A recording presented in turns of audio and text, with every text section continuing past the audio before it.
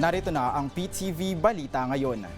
Target ng Overseas Workers Welfare Administration o OWA na magbukas ng 10,000 karagdagang scholarship slots para sa mga anak ng overseas Filipino workers ngayong taon.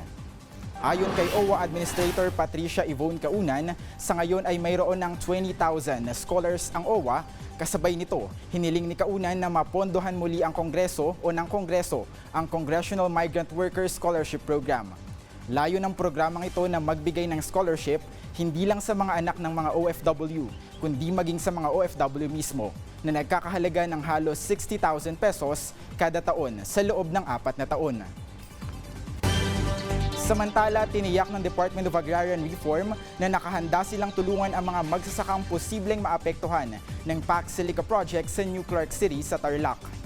Ito ay ang isinusulong na high-tech manufacturing at innovation hub na may lawak na 1,620 hectares.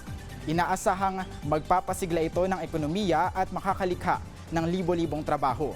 Sa press conference na inorganisa ng Philippine Information Agency, inihayag ng kagawaran na hindi pa tiyak sa ngayon kung may maaapektuhang mga sakahan ang naturang proyekto.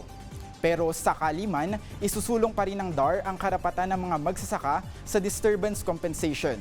Sa ngayon, nakahanda ang mga benepisyo at proteksyon na tutulong sa mga magsasaka na posibleng maapektuhan ito.